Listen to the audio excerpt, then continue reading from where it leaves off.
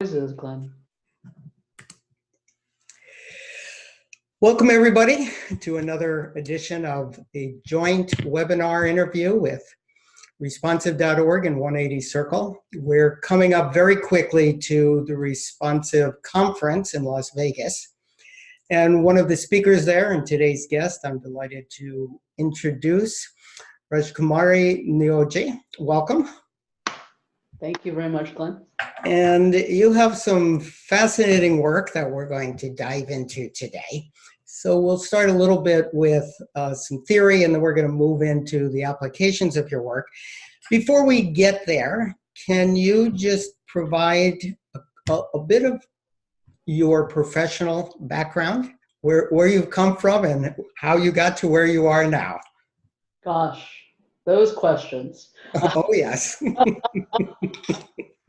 You know, in a nutshell, I spent 14 years in startups, 3 years at Adobe and 2 years at Facebook. And I started off as a technologist, and I realized that, and due to particular issues at a startup company, I was thrust into training immediately because I spoke English fluently. It was a Japanese startup company. And I realized very, very quickly that I loved training. I loved being in front of people. I loved connecting with them and reading the room, even though I didn't know I was even doing that. And then I quickly found out while I was at Adobe that I very much did not like technology. And so the people part was still fascinating to me. And so I'm so fortunately found myself at Facebook and did a lot of leadership-oriented and people-oriented projects there that just really warmed my heart, but simultaneously found myself very uncomfortable and eventually found myself excluded while I was working there. And I spent 2 years, and about the second year, and it didn't click anymore for me. And I was confused because I was loving what I was doing. My boss was incredible, had an amazing team, unlimited resources, and just really, really outstanding projects. Left Facebook and really went to go and explore why it is that I was feeling what I was feeling, this paradoxical experience of both loving my job and my boss and feeling completely excluded. That just did not resonate or land in any capacity. Mm-hmm. Did a bunch of research. I came back and I really kind of delved into and have now become completely obsessed with epigenetics, neurobiology, team dynamics, culture, how we actually get a nervous system to fully engage, and what creates kind of the toxicity for a nervous system to just completely recede, shut down, withdraw, no longer engage, and quit. You've used the word epigenetics. That's going to be the title of your talk at the Responsive Conference. Can you define that for us? I think the talk has now been officially changed to the biology of belonging. Ah, okay. Well, unsure at this point. Thanks for that correction. Nonetheless, I've heard you use, and I've seen on some of your work, the word epigenetics. Describe that a little bit, and why anybody in the business world should care. Yeah, absolutely. So there are two arms of epigenetics. In essence, there's how the environment and the behaviors around you actually kind of start to impact your cellular biology, and even to the point of the way that your DNA expresses itself. And so that gets coded into the cellular structure of who you are.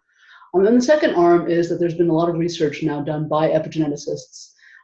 Rachel Yehuda is actually one of the major pioneers. She did a study, many actually, especially back in 2016, where she found this gene called the FKBP5, which showed in the children of Holocaust survivors, and they showed identical patternings of trauma as their parents and grandparents may have experienced while being in the concentration camp. So what we have now come to learn through all of this research is that we actually carry the traits and tragedies of our ancestors for 7 generations. This generation right now, generations, the time duration of a generation changes per generation, and You can Google that and why that is. But right now we are at 30 years. So 7 times 30 is 210 minus, 2019. That brings us back to 1809. So just think about that for a moment. So, so for those who are not as mathematically oriented as you, I want to back up and ask you to repeat the name of the woman for anybody that might want to look up her work. Yeah. Her last name is Yehuda? Yeah, Yehuda, and I believe it's spelled Yehuda. There's also another epigeneticist who's done some amazing work, some research back in 2012. His name is Moshe Seif, and I believe Seif is spelled SYZF. Moshe Seif, and he's at McGill University in 2012. And he did some really, really interesting stuff that really showed how through bonding, through connection, through nurturing, through tenderness, we can actually easily heal and recode our own genetics to kind of create a more engaged place, not only in our personal life, but for sure in our professional life. So I don't want to make this all about science, but I do want to go in and just. Why not? I do want to parse out a little bit of this. I want to. So when you talk about the 7 generations, every generation being 30 years, if I'm an employer and I hire somebody right now, what you're in essence suggesting, or this research is suggesting, is not only am I getting their present day skills, but I'm getting the influence of their family all the way back to 1870. Is that what you, more or less? And there's huge benefits to that. There are huge benefits to that. Let's be very clear. Innovation, creativity, scrappiness, figuring stuff out.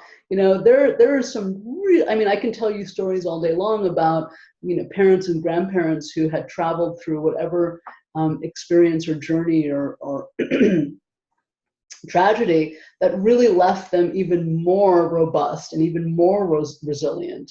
And then it just passed down to their kids, who then, create these amazing tech companies or amazing companies. So I'm gonna run with this with you for just a couple of minutes, and I'm being both facetious and serious with these questions, but the implications can be staggering. So there is now this whole DNA testing, family history, several companies out there, and there's this question about the ethics in terms of health insurance companies, what kinds of illnesses and genes. Conceivably, one could look at that if one were that focused on minutiae of detail and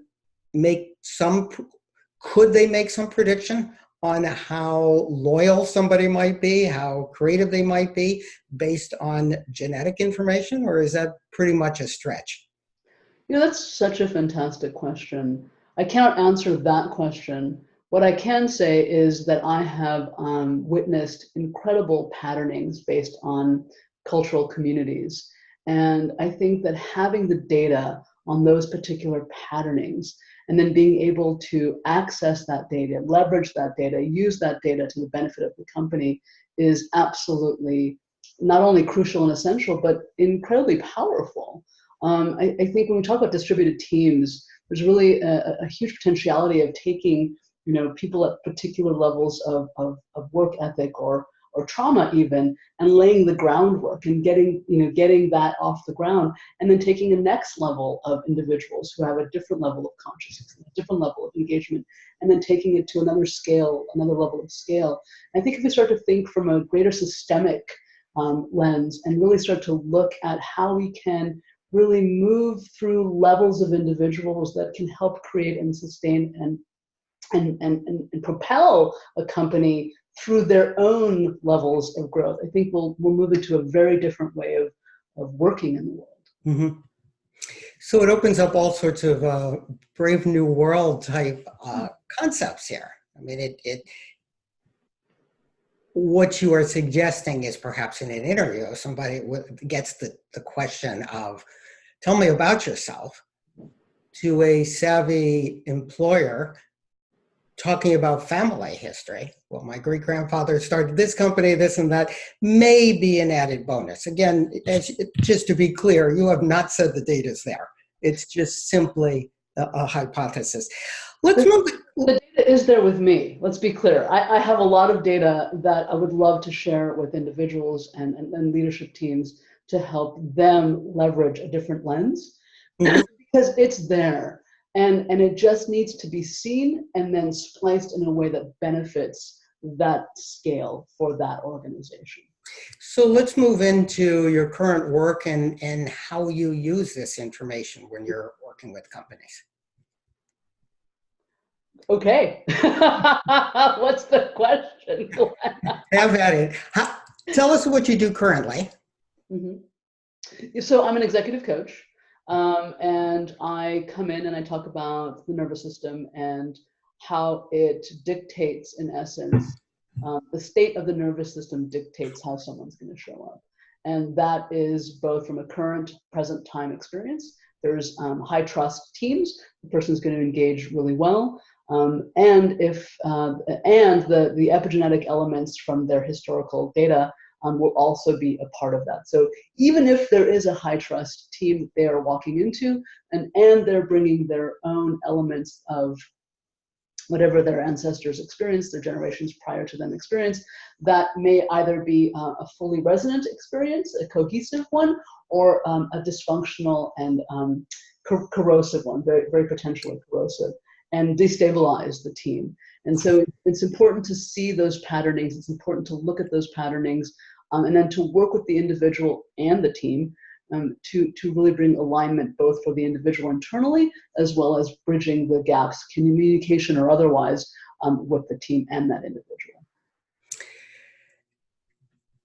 So let me put on the skeptic cap for a minute and go, again, if I'm a manager or I'm a CEO or an executive and I got 1,000 employees, 2,000 employees, 500 employees, and I just want the problem fixed. Great. Why do I care? Right. About the genetics and the background, and how is that relevant? Do you want to be $1 billion company or do you want to be $1 trillion company? If you want to be $1 trillion company, but you're noticing that you're stagnating at $1 billion, there's a reason for that. And that's where I come in, right? Because you hire this person who on paper looks fantastic, but you have no idea that their, grandparents were sent to the gulag, and they lived there for 7 years in Siberia, or detained, I shouldn't say lived, but detained there for 7. You have no idea about that. You don't know that someone's grandparents actually was part of the Mexican mafia and were executed. You don't know that this individual watched his mother shoot herself in the head when he was 8. All of these are true stories. All of these are people that I've coached. And they are coming to you with a state of mental health, whether it is high or less optimal. And these people are impacting your productivity. Their paper, their resume looks awesome, but they're bringing this level of dysfunction or this level of behavior or mental health status into the team, into your company. So it would behoove you to very much care. And the fix is very simple. Just rewire that. Each individual's experience is going to take a different amount of time. That is, assault cases, physical assault cases take a significantly longer time than other cases. Adoption or neglect takes significantly longer times, but it's all doable. Someone asked me once, is this person worth coaching? Someone on their team that they were considering letting go, firing. And I said, if you have the time, anyone's coachable. How much time do you have, right? So it becomes kind of, I was just talking to a friend yesterday about how many disengaged people are out there in the workforce. What do we do with that? It is impacting productivity at ways that people are both denying and not noticing. So how do we deal with that? You're doing one-on-one work. Yeah. And there's only one of you. Yeah. So for people listening, for managers, for coaches, for consultants, what are some of the messages that they could use in helping organizations build more collaboration, build healthier, less toxic environments. Right. Well, it's never about becoming a psychotherapist, right? That there are enough out there already. I'm speaking to one right now. But a recovering therapist. So it's never about standing in a place of therapizing, if you will, right? That's not the point. The point is to connect. The point is to engage. I talk a lot about how everyone has two hemispheres, and because of that, everyone is at the minimum bilingual. So the left hemisphere speaks transactional. It's all about problem solving and advice giving. And the right hemisphere speaks relationally. And it's about connecting and speaking about feelings, speaking about needs, speaking about the interconnectedness of the team. And empathy actually is also bi-hemispheric. So positive empathy and being in connection with someone and like, oh my God, that was so awesome. Yeah, let's do it again. That actually is from the left hemisphere. And the concern empathy that, oh my gosh, really, that happened?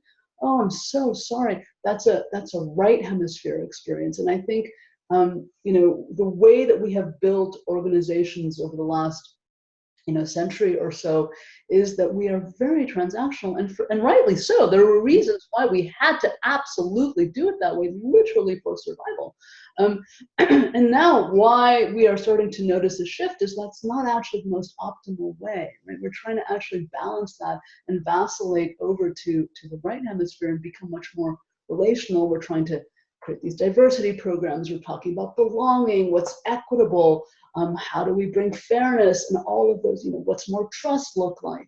And so really that masterful balance of both transactional, so we can build, so we can notice what's not working, and so we can fix those issues, and that relational, so that we can really kind of connect with that individual and understand what they might be experiencing. The New York Times article that talks about the Aristotle project quite a few years ago about psychological safety. Which project?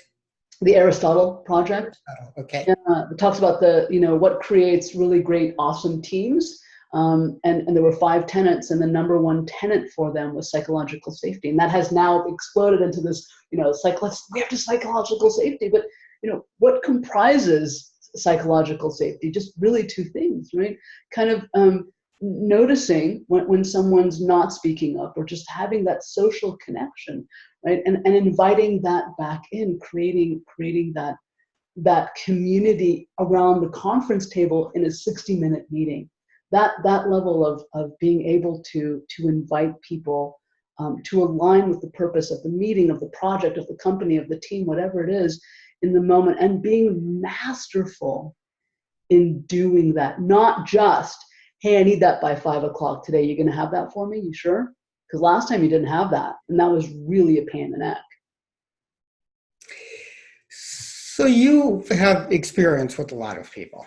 I've had experience with a lot of people, and there are some naturally, because of their DNA, because of their culture, because of their spiritual paths, whatever combination of factors, hear this and they get it, and they get the benefit of it. And then there's a subset of human beings that are very, very goal-driven, purpose-oriented, which has, from an evolutionary perspective, been absolutely necessary. Absolutely. Yes. How do you suggest and how do you coach people to merge those different approaches? Because if inherently I'm a project-oriented person, I listen to you and I go, yeah.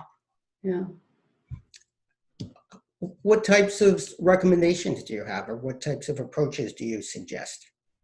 Someone just yesterday came to a coaching session and asked how I could help them be better at their job. And I said, great, what would be better at your job look like? And they said, I would like to learn how to do leadership from behind. Right? Would like to lead from behind. And I just put a big smile on my face. Right? And I said, great, let's do that. I think I think leading from behind simply means this, right? That you show up exactly as you need to for that person, not based on your own expectation of what you would like for them to become. If they have a project, they have tasks associated to that project and to their role, so they need to accomplish that. That is their prime directive. But in helping to motivate them get to that prime directive, showing up where they are is critical, rather than expecting them to be somewhere else other than where they are. The easiest way to do this is to actually use language. And with language, we actually start to rewire the brain. There's just a ton of studies that show this. It's quite fascinating. When we're speaking from a place of surfacing an unmet need, let me give you an example of what that looks like. So a few years ago, I was coaching a client, head of people. She brought me in about a month into our time together and wanted to talk about trust with her 12 direct reports and the CEO. There was a moment where we were in the meeting together, and the CEO turns to me and asks me a question about trust, and I got really excited. So I jump up and I go to the whiteboard and I start drawing something on the whiteboard. And all of a sudden I hear my client yell out at me, "Wow, your handwriting is really shitty." So here's a moment where there's conflict. Here's a moment where this can actually devolve very, very quickly, or we can actually step into generosity during a moment of conflict and really surface the unmet need. So what I did is I turned toward her. I extended my arm non-verbally to show a bridge or a connection, not only to her, but mostly to the room. And I said to her these exact words: "Awesome, what's going on for you right now?" Which opened the door to surfacing the unmet need. And she went, "Well, I'm really frustrated right now." So data point one, we have now a feeling. She's frustrated, right? So she's already triggered. She's in a fight response. Her nervous system is pulled back, right? And then she said, "I'm really concerned because your time is valuable, everyone's time is valuable, and I want to make sure that everyone's understanding what you're saying." Now we have everything we need, right? So the unmet need is clarity. She really wants everyone to get it, right? And so that became the conversation. That's the generosity piece I'm talking about. That's the using of language, right? So she was transactional. "Wow, your handwriting is really shitty," right? And in the relational piece, I move over to relational because I could say, "Well, you know what? That wasn't very nice of me to say that, and how disrespectful." We could have gotten it to there. We could have gone there together. But rather moving into a relational place and inviting, accepting. I'm not therapizing. I'm not being a therapist in any capacity. Surfacing the unmet need, and having that clarity, and then moving forward. Yes, sorry. I want to come back to that in a minute, or your role. But I want to address a question that's been raised and go back even a step. I have heard you say in this interview and some of our conversations that you rewire people's brains. That's a phrase that's been used a lot in popular press, and as a neuropsychologist, that means something totally different to me than it does to other people. Can you give us a working definition of what you mean when you say rewire the brain?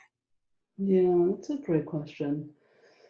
I think that's going to be, that's an economic phrase, right?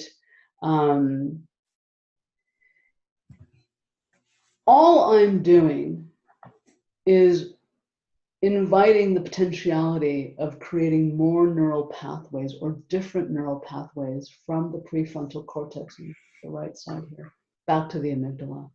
What I'm doing is strengthening the right hemisphere, quote unquote, muscle, if you will, right? And so I'm inviting that place, that level of connection, that level of self-connection for the individual, to then access more information, data for that person, more neurotransmitters for that person. That's it. And so doing that repeatedly, like going to a right hemisphere gym, creates more neural pathways and invites them to make different choices. Okay, and I'm going to rephrase that using a different set of languages, and let me know if this is. Yeah. We have this very sophisticated nervous system. And so if somebody is, for example, they hear certain tone of voice, they have had experiences with a boss who has been domineering, now there are going to be connections in their brain to certain words, certain tones of voice, certain facial expressions that's going to activate shutting down the creative part. And part of what your work is changing that dynamic within the brain. Absolutely. Okay. So, yeah, go ahead. So step one is, so we have middle ear muscles. Literally, we have middle ear muscles. These, when we're born, are tuned to high-pitched frequencies, which are typically our mother's voice. If over time we experience neglect or abandonment or trauma or whatever experience that kind of gets us to recoil or regress in some capacity or withdraw, these middle ear muscles literally atrophy. They're connected to the vagus nerve. The vagus nerve moves through the heart, through the lungs, through the endocrine system, right? And so we're kind of walking around, if we have a lot of atrophy in our middle ear muscles, kind of in a very disengaged state, generally, right? Not just when we walk into a meeting because we can't stand someone. And so step one is to rebuild and re-exercise and create greater robustness, if you will, in the middle ear muscles. All this work is Stephen Porges's work. There's something called a safe and sound protocol. I have access to this. You're welcome to learn more about it. But that's step one, right? So that already by just doing that, we've now re-engaged the nervous system, right, in a different state.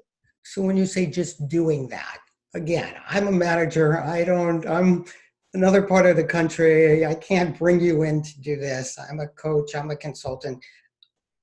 How do we facilitate that process? How do we go about helping this rewiring, these reconnections?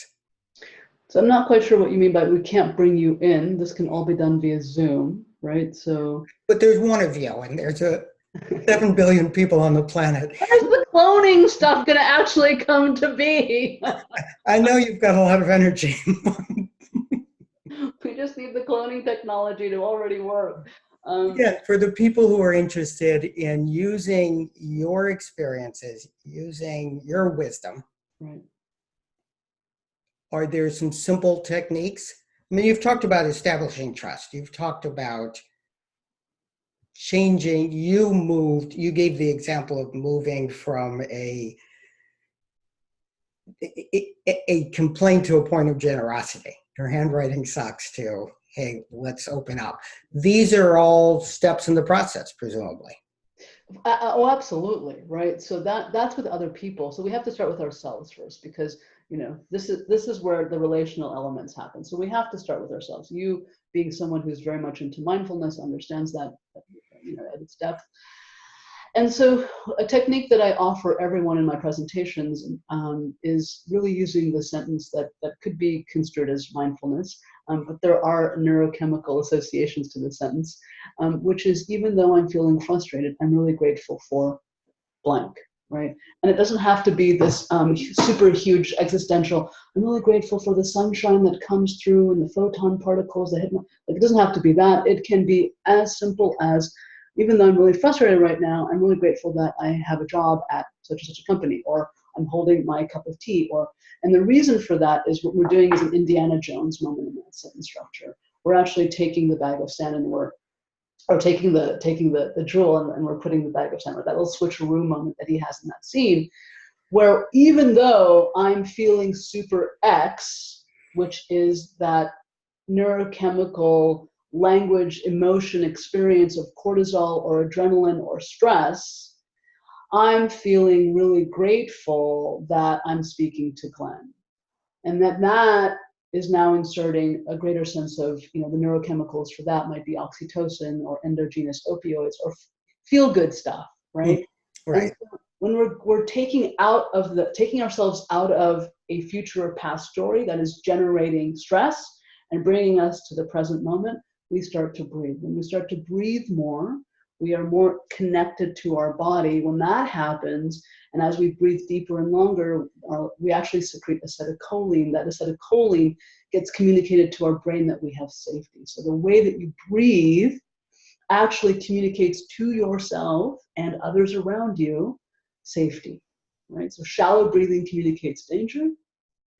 Deep, long, mindful breathing communicates safety, and more importantly to yourself, right? Mm-hmm. So that technique is very, very useful. Okay. So there's, and we're not going to have time to get into all of this. Later, I'll ask you about what kind of trainings you offer for people who are interested.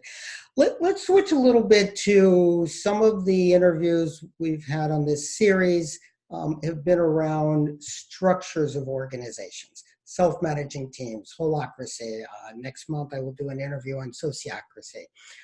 What's your experience about how these different structures that empower employees differently enhance or impact the sense of belonging, the sense of safety? Is there an overlap? Yeah, I think there's absolutely a direct correlation to that. Stephen Porges has a term called neuroception. Neuroception for me is the technical term for belonging. It's just a system that we have, our nervous system, that is constantly scanning for threat or safety. When a young child has been, for example, assaulted. Excuse me.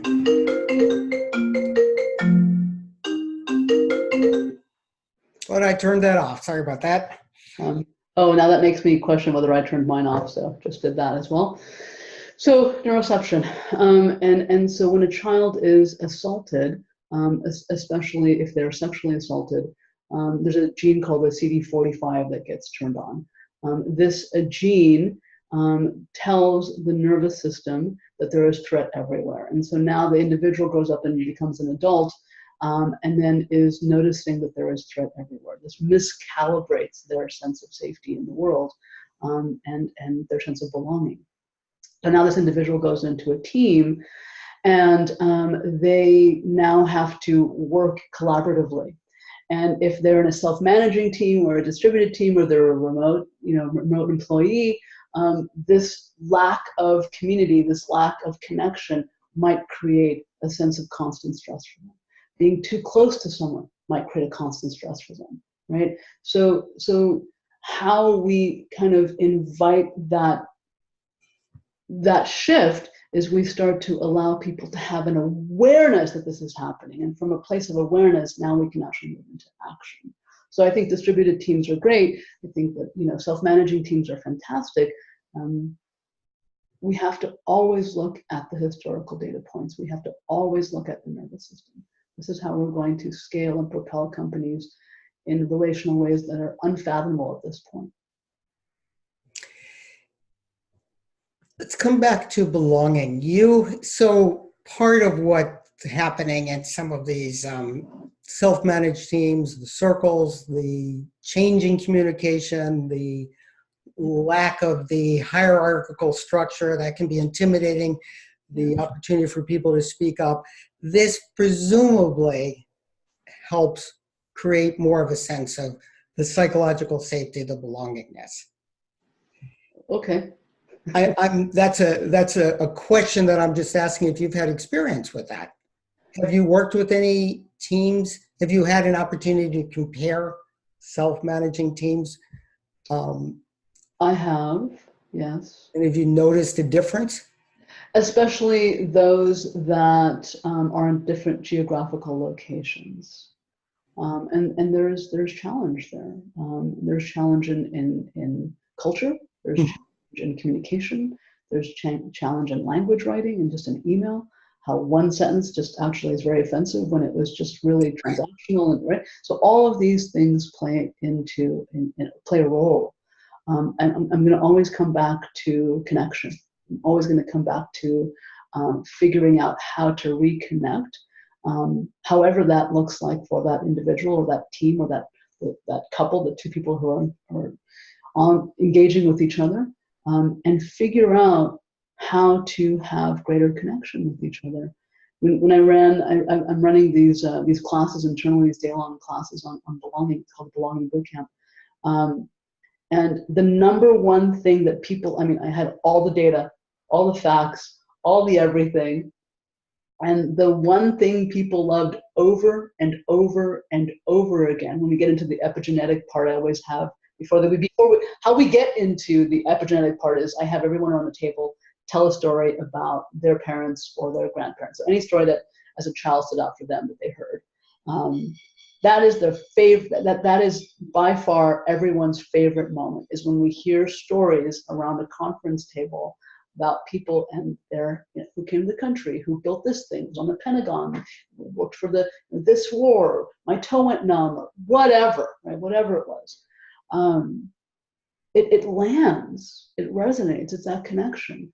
There was a company I worked with these just self-managing and distributed teams where they just didn't get along geographically. They're just separate parts of the world. Right. The moment we get into story, the moment we get into a place of building story and narrative and sharing, those walls dissolve. It's incredible. It's incredible. And for those who tend to be data-driven, that want to come back to, why should I care about this? What's in this for me or my company? You have some pretty stellar data around the cost or the impact of not belonging, the impact of anxiety, depression. Do you have some of that you can, without relying on your charts, can you just kind of give us a synopsis of some of that? Sure. Look, I'm just going to be completely forthcoming with those of you out there who don't care. Don't care. If you don't care, don't care. It's not of value to you.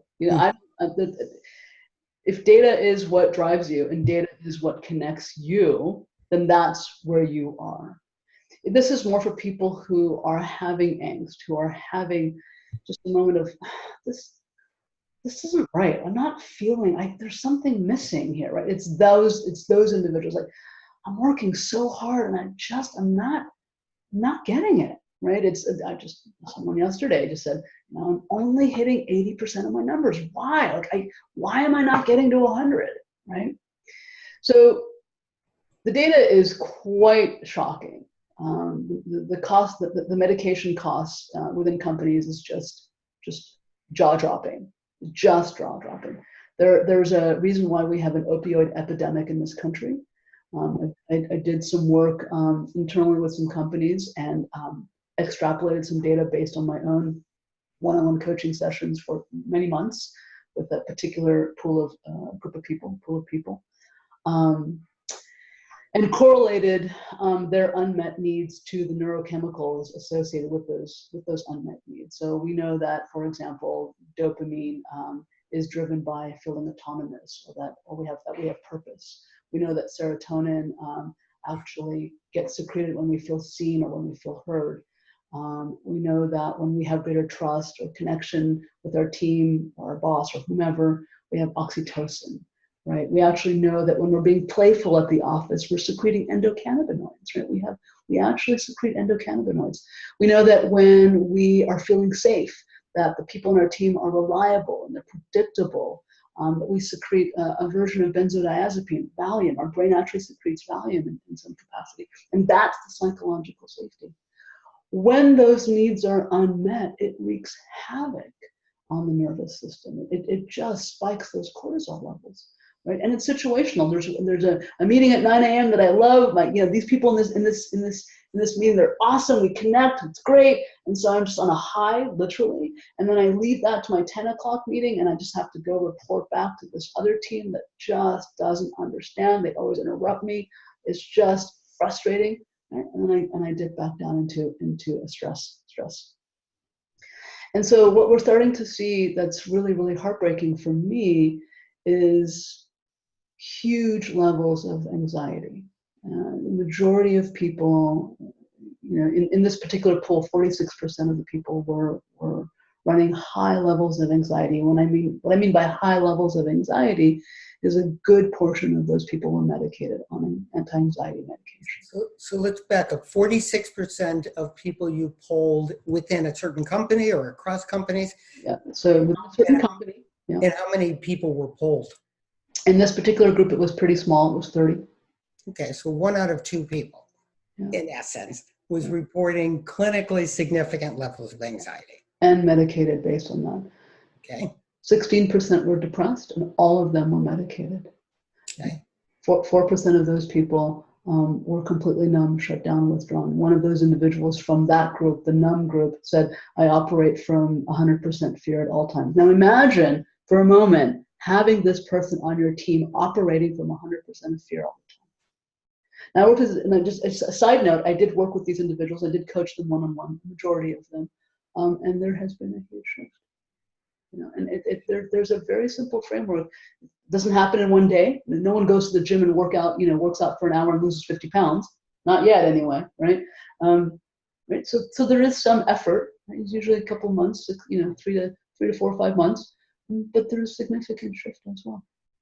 And the data you're reporting is pretty consistent with demographic studies in the US. It varies from country to country and culture to culture. Absolutely. But we do have record all-time high of anxiety.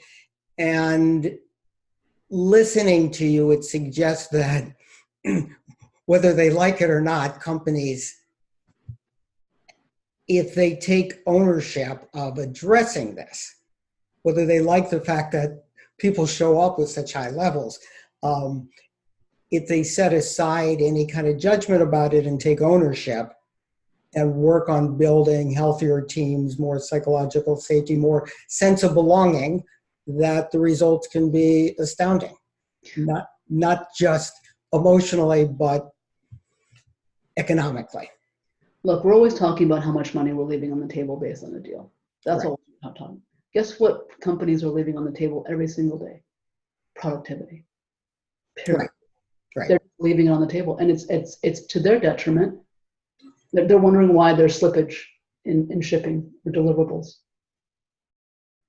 The medication cost in the U.S. alone, based on a Stanford study in 2015, is $190 billion. Like, what? Come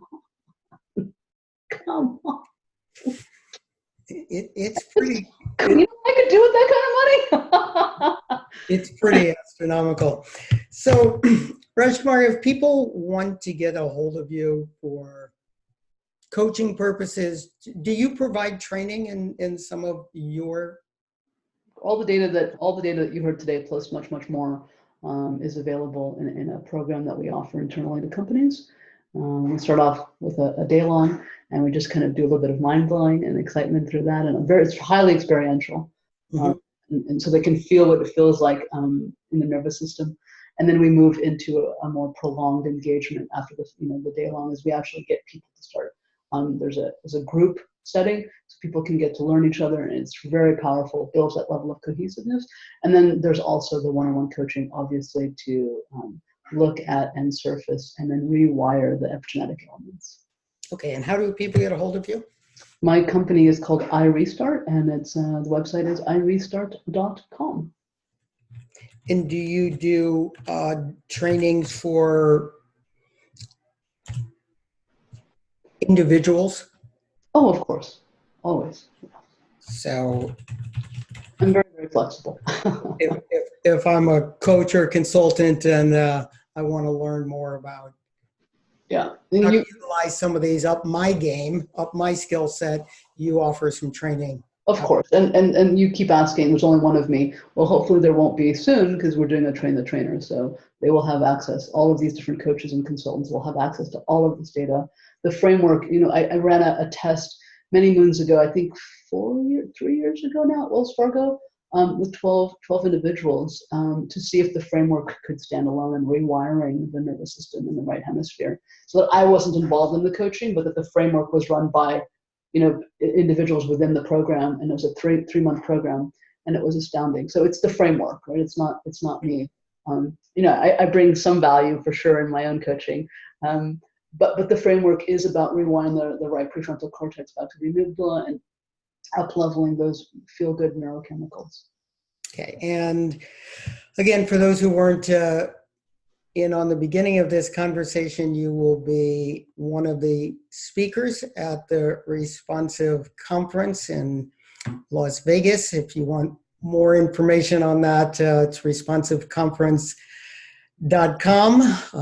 To learn more about the responsive.org, go to responsive.org. To learn more about my work, I also do some coaching and consulting. It's 180 Circle, 180 circle.com.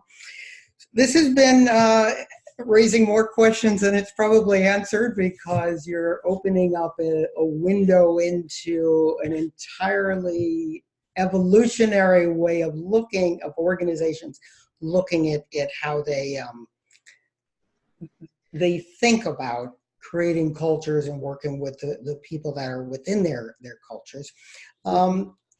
Looking in the future, in the next 30 years, 40 years, Wait, what are you optimistic about in terms of the world of work? Wait, say that one more time, sorry? Looking out 30 years. What are you optimistic about in terms of the world of work? The next 20, we'll shorten the time frame, 20 years. Thank you.